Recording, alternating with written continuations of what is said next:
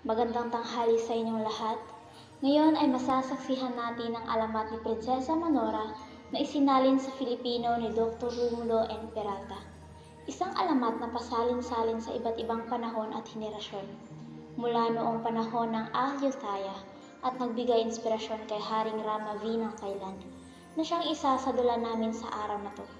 Naway magustuhan ninyo ang aming idudula at makakuha kayo ng aral mula rito. Sa maalamat na kaharian ng bundok Grayarat, mayroong nakatirang mga nilalang na hindi kagaya natin. Sila ay tinatawag ng mga nakakatakot na nilalang sa kagubatan, kagaya ng mga taong puno, tikbalang, kalahating tao at kalahating kabayo. Red Goat. Sila ay tinatawag ng mga kinari, mga nilalang na kalahating tao at kalahating sesne. Ang mga kinari ay pinamumunuan ni Haring Frathum at Reynang Janta, kasama ang 7 nilang mga anak. Sa 7 prinsesa, ang pinakabunso ang natatangi sa kanila. Dahil sa taglay niyang kagandahan, kahit sinong makakita ay nahuhumaling sa kanya. Siya ay si Prinsesa Manora, ang ika-7 anak ni Haring Frathum at Reynang Janta.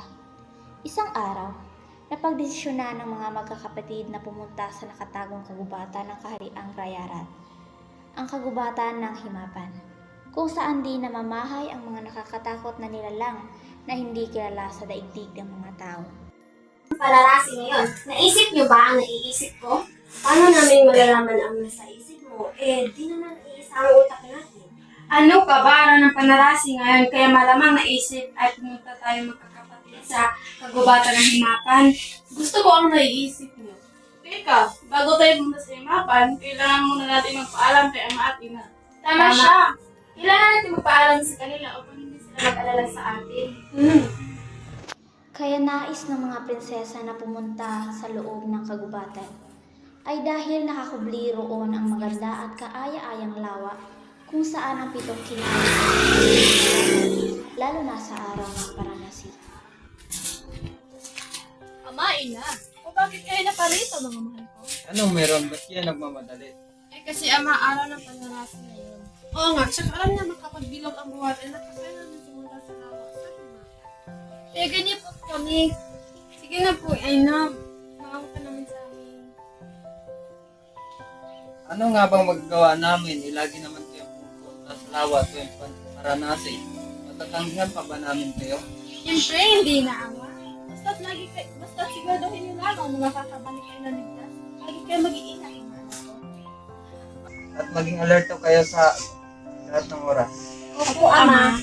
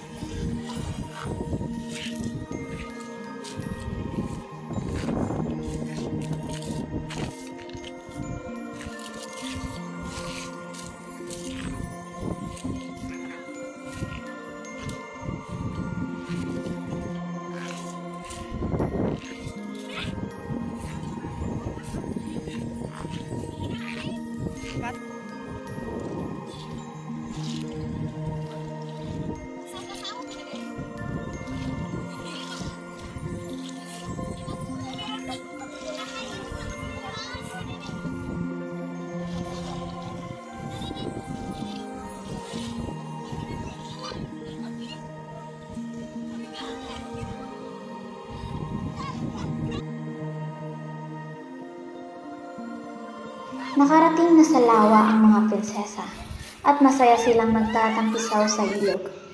Nung araw naman na yon, napadako ang isang binata habang naglalakbay sa kagubatan ng himapan. Siya ay si Pranbun.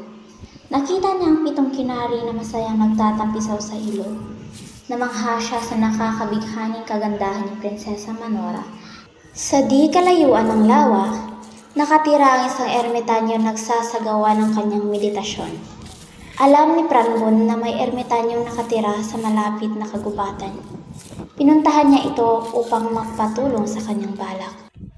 Sinabi sa kanya ng ermitanyo na napakahirap ang manghuli ng kinari dahil agad-agad itong lumilipad kapag tinatakot. Ngunit, naisip ng ermitanyo na may isang dragon na nakatira sa pinakasulok-sulukan ng kagubatan na maaaring makatulong sa kanila. Dali-daling pumunta sa kasulok-sulukan ng kagubatan si Pranbun. Hindi natuwa ang dragon nang marinig ang balak ni Pranbun. Ngunit, napapayag din itong bigyan niya si Pranbun ng makapangyarihang lubid. Habang abala sa paglalaro ang mga kinari, inihagis ni Pranbun ang lubid at matagumpay na nahuli si Prinsesa Manora. Nagulat ang mga prinsesa at agad na natayo ang kinari upang hindi madakip. Ama, ina! Sana mahal ng hari at kayo. Nasa hardin pa sila, ma'am.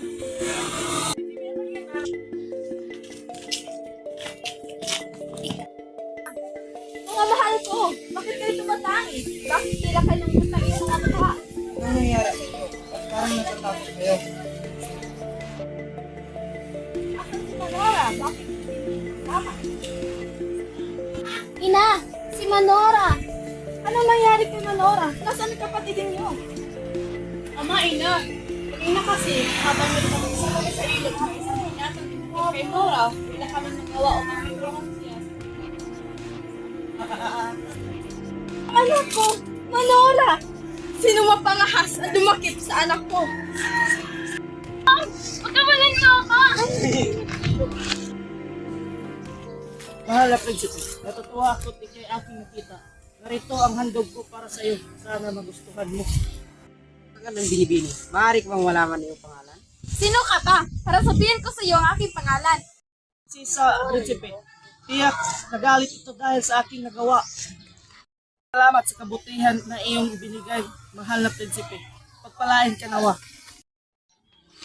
Habang naghihinagpit ang pamilya ng prinsesa, nagbalik naman ang prinsipe sa kanyang palasyo. Dala-dala si Prinsesa Manora kung saan umusbong ang isang tunay na pag-ibig sa isa't isa. Maligayang pagbabalik, aking anak. Sino ang iyong kasamang binibini? Siya po, si Manora, ama. Maganda na tayo pang ipagdiho ang kasal ng ating anak. Ako ang pinakasaping tao na nabubuhay dito sa ating pinakasawa. Mula sa araw na ito, mamahalin kita tulad ng pagmamahal ko sa buhay. Mula ngayon, iisa ang ating karangitan. Mula noon, tuluyang namuhay ng masaya at matiwasay habang buhay si Prinsipe Sutuna at Prinsesa Manora.